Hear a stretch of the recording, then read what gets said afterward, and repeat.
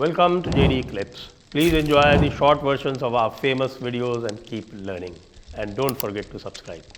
आज जंतर मंतर पर बड़ा लंबा चौड़ा धरना प्रदर्शन हो रहा है और वो धरना प्रदर्शन जो नया वक्फ अमेंडमेंट बिल लाया जा रहा है उसके विरोध में हो रहा है। ना केवल ये, वो जंतर मंतर पर धरना प्रदर्शन की अनुमति भी नहीं है, लेकिन उसके बाद भी अरशद मदनी और महमूद मदनी के तेवर ऐसे हैं जैसे कि आज भी हिंदुस्तान पर उनका राज चलता हो, जैसे आज भी यहाँ मुगलिया सल्तनत हो। तो वो बिना परमिशन के वो जा रहे हैं बड़े मज़े से और वहाँ पर हज़रत ओवैसी भी पहुँचे हुए हैं। अभी तक दिल्ली पुलिस ने इसके लिए कोई भी कार्रवाई नहीं की। क्यों नहीं की है हम जानते हैं। ये वही दिल्ली पुलिस है जो महीनों तक शाहीन बाग में रोड से इन फितरतियों का कब्ज़ा नहीं हटवा पाई थी। तो हमारी जो दिल्ली पुलिस है वो किस तरह की पुलिस है वो हम समझ सकते हैं, क्योंकि इनका हमने पीछे भी रवैया देखा है। जब लाल किले पर भारत के तिरंगे पर जब हमला हुआ था तब भी ये लोग लाठी बाहर नहीं निकाल पाए थे, इनको अनुमति नहीं थी संभवतः। बाद में बेचारे पुलिस वाले जो है वो बुरी तरह से पिटे चारों तरफ, लेकिन किसी की गिरफ्तारी नहीं हुई थी उस समय भी। और अभी भी खुलेआम इनको चुनौती देकर, चूँकि ये दिल्ली पुलिस है, इनको पता है कि अगर यही काम ये नोएडा में करेंगे या गाज़ियाबाद में करेंगे तो इनके साथ में जो सलूक होगा वो ये झेल नहीं पाएंगे। इनकी हिम्मत नहीं है इस अरशद मदनी की कि देवबंद में इस तरह का कुछ कर सके। इनकी हिम्मत नहीं है कि ये लखनऊ में कर सके। हमारे टिकैत महोदय जो थे वो लगातार धमकी देते रहे कि वो आके लखनऊ को घेरेंगे, लेकिन उनको इनवाइट करते रहे योगी आदित्यनाथ, लेकिन कभी गए नहीं। इसलिए दिल्ली पुलिस को अपनी जो हिकमत है और जो हरकत है उस पर सोचना पड़ेगा। प्रश्न ये है कि भाई ये ऐसा क्यों कर रहे हैं। ये ऐसा इसलिए कर रहे हैं क्योंकि इनको अपनी ताकत दिखानी है। सरकार को इतनी आवश्यकता नहीं है उनको दिखाने की, क्योंकि सरकार ने तो इनको वैसे ही इनकी ताकत वाकत जांच लिए, तीन बार जांच लिए और 3 बार जांच के सरकारों को केवल इनकी वोट की ताकत से मतलब है। 3 बार इनकी ताकत जांच के और इनको इन्होंने किनारे कर दिया है। और इस बार ख़ास तौर से क्योंकि जब ये देखा कि भाई इनको जो अपीज़ करने में, इनके तुष्टीकरण के चक्कर में जो उनका कोर वोट बैंक है वो रुष्ट हो गया, जब ये समझ में आ गया सरकार की तो इनको पूरी तरह से वैसे त्याग चुके हैं ये। लेकिन फिर भी जो है वो पता नहीं किस लॉबी के लिए, किस इंटरनेशनल जर्नलिस्ट के लिए, किस डीप स्टेट के लिए इनका अभी भी तुष्टीकरण इस प्रकार से करते रहते हैं कि इनकी हिम्मत हो जाती है कि बिना परमिशन के ये जाकर जंतर मंतर पर बैठ के प्रदर्शन कर सकें, वहाँ नाराए तकबीर लगा सकें। अब आप ये देखिए, कहते हैं कि साहब कि हमारे संविधान प्रदत्त अधिकारों का हनन हुआ है। संविधान में वक्फ का कोई कानून नहीं था। वक्फ के बारे में यह शब्द ही जो है वो पूरे संविधान में कहीं नहीं है। वक्फ नाम का शब्द ही नहीं है, चैरिटीज़ नाम का शब्द है। और वो जो चैरिटीज़ नाम का जो शब्द है उसके अंतर्गत ही सबसे पहले वक्फ बिल बनाया गया था। यानी कि जो बिल बनाया गया था वो संविधान में कहीं नहीं लिखा है, वो एक कानून बनाया गया था, वो एक स्टैट्यूटरी राइट दिया गया था। उसी में बार बार संशोधन होते रहे, इनके फेवर में होते रहे, तब इन्होंने कुछ भी नहीं कहा। यहाँ तक कि दूसरों की जो संवैधानिक शक्तियाँ थीं, दूसरों के जो संवैधानिक अधिकार थे, जो गैर मुसलमानों के संवैधानिक अधिकार थे, वो उनसे छीन लिए गए और वक्फ बोर्ड को दे दिए गए। तब वक्फ बोर्ड बड़ा खुश हो रहा है। लेकिन अब जो है वो जनता के अधिकार जनता को वापस दिए जा रहे हैं, तो इनको बहुत बड़ी दिक्कत है। दिक्कत इसलिए है कि इस्लाम कहता है कि भाई सारी ज़मीन उसी की है।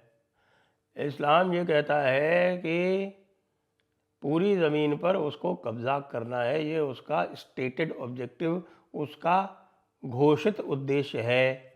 आप यदि नहीं मानते तो आप कुरान उठाइए और कुरान का अल अनफाल चैप्टर 8 है, अल अनफाल, उसकी 39वीं आयत देख लीजिए, जिसमें ये लिखा है कि भैया ये सारा काम जो है, ये जो वॉर है अगेंस्ट द इन्फिडल्स, यानी कि काफिरों के विरुद्ध यह युद्ध तब तक जारी रहेगा जब तक कि सारी ज़मीन अल्लाह के नाम की ना हो जाए। यानी अभी जो थोड़ी बहुत ज़मीन गैर मुसलमानों के पास है उस पर सब पर इनको कब्ज़ा करना है, तो उस सब पर कब्ज़ा करने की दृष्टि से इन्होंने काफ़ी कुछ कब्ज़ा कर लिया था। अब वक्फ अमेंडमेंट बिल से स्टेटस को एंटी रिस्टोर हो रहा है तो तकलीफ़ है। फिर दूसरी तकलीफ़ और भी है, वो तकलीफ़ ये है कि भाई एक बार अगर ये हो गया तो आगे और भी हो जाएगा। भाई एक बार तो हो गया और आगे और भी हो जाएगा, इसका तो नमूना उत्तर प्रदेश सरकार पहले से पेश कर चुकी है। उसने तो वक्फ की नियमावली में परिवर्तन करके और लगभग ये सारे अधिकार जो जनता के थे वो जनता को दे दिए। अब वक्फ के पास उत्तर प्रदेश में कोई ऐसा अधिकार नहीं है कि वो बिना मालिकाना हक दिखाए, बिना कागज़ दिखाए वो किसी की भी ज़मीन पर क्लेम कर सके। वक्फ बाई यूज़र वाला जो एक प्रावधान है उसके हटने से इनको सबसे अधिक तकलीफ़ है, क्योंकि वो इसी वक्फ बाई यूज़र से वो सारी ज़मीनों पर पुराना अपना हक बताकर कब्जा किए जा रहे थे। वो तो अब कागज़ दिखाना पड़ेगा, समस्या हो गई ना। अब मज़े की बात यह है, मैं बार बार बता चुका हूँ कि इनका खुद का जो कानून है, इनके जो कवानीन हैं, कवानीन जो है कानून का प्लूरल हो गया, और इनके जो कवानीन हैं यानी कि फतावा आलमगीरी में जो द बुक ऑफ वक्फ है वो उठाकर देख लीजिए। जयपुर डायलॉग्स ने वो पब्लिश कर रखी है अपनी वेबसाइट पर thejaipurdialogues.com/books में, उसको उठाकर देख लीजिए। उसमें भी ये लिखा हुआ है कि भाई साहब कागज़ तो होना चाहिए, वक्फनामा तो ज़रूरी है, बिना वक्फनामे के किसी भी तरह का कोई वक्फ का अधिकार नहीं बनता, कोई वक्फ कायम नहीं होता। इनकी खुद की किताब में लिखा हुआ है। लेकिन इस समय माहौल ऐसा है कि भाई मुसलमान वोटों के लिए होड़ लगी हुई है। क्यों लगी हुई है होड़, उसका भी कारण है। उसका कारण यह है कि सारी की सारी जो दूसरी पार्टीज़ हैं उन्होंने ये तय कर लिया है कि उनको हिंदू वोट तो अब कतई नहीं चाहिए। अब हिंदू वोट जो है वो 80% है, लेकिन उस 80% में उनको लगता है कि वो थोड़ा बहुत जातियों को तोड़ के जो उनको मिलना है वो मिल जाएगा, हिंदू के नाम से कोई वोट मिलेगा नहीं उनको। जैसे ही हिंदू बोलेंगे तो वो सारा का सारा वोट जो है वो बीजेपी को चला जाएगा, इसलिए हिंदू नाम लेना ही नहीं। जैसे कांग्रेस ने तय कर रखा है कि वो हिंदू शब्द का उपयोग नहीं करेगी। और भाई लोगों का तो गजब का काम है। आप जरा शिवसेना को देखिए, शिवसेना का क्या हाल है।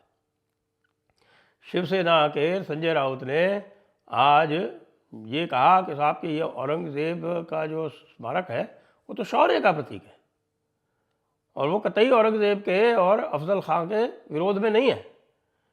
यानी कि उनका ये कहना है कि महाराष्ट्र का जो इतिहास है वो अफजल खां के और औरंगज़ेब के शौर्य का इतिहास है, छत्रपति शिवाजी महाराज के शौर्य का इतिहास नहीं है। वो ये भी भूल गए कि जब उनकी सरकार जा रही थी तो एक इमरजेंसी कैबिनेट मीटिंग करके औरंगाबाद का नाम शिवसेना ने स्वयं ने बदल के छत्रपति संभाजी नगर किया था। तो भाई क्यों किया था? छावा के समर्थन में भी अभी तक हमने शिवसेना को नहीं सुना कि छावा के समर्थन में खुल के आए हों, क्योंकि वोट तो अब उन्हें छावा समर्थकों से मिलने नहीं है। उनको पता है कि अब जो भी वोट मिल रहे हैं वो उनको औरंगज़ेब समर्थकों से मिलने हैं, या फिर तो औरंगज़ेब समर्थकों से मिलने हैं, या फिर बीएमसी के चुनाव में जो थोड़े बहुत उनको वोट मिलेंगे वो उनके जो पुराने जो हलकट लोग हैं जो हफ्ता वसूली करते रहे हैं वो करेंगे। उसके अलावा कोई भला आदमी तो अभी शिवसेना को वोट देने जा नहीं रहा, ये उनको स्पष्ट हो गया है। तो इसलिए वो भी खुल के आ गए हैं। हज़रत ओवैसी का तो कह रही क्या, हज़रत ओवैसी तो वैसे भी पूरे भारत में रज़ाकारों का राज स्थापित करने के हामी हैं, आखिरकार हैं ही वो वंशज ही रज़ाकारों के हैं, तो उनके तो और सोचा भी क्या जा सकता है। बात रही अरशद बद्री की, ये जो देवबंद है जिसके ये प्रमुख हैं और जमातुल उलमा हिंद जो इन्होंने बनाया हुआ है, वो जमातुल उलमा हिंद चाचा अरशद ने भी बनाया हुआ है, वो एक शाखा जो है वो भतीजे महमूद ने भी बनाई हुई है, लेकिन दोनों का काम एक ही है, भारत का इस्लामीकरण करना। इनके जो दादा जान थे वो भी यही काम करते थे। आपके हुसैन अहमद मदनी जो देवबंद के थे, जिनके लिए कहा जाता है कि साहब कि उन्होंने कौमियत मुत्तहिदा यानी कॉम्पोजिट नेशनलिज़म की वकालत की थी। तो उनका जो कॉम्पोजिट नेशनलिज़म था वो इतना ही था कि वो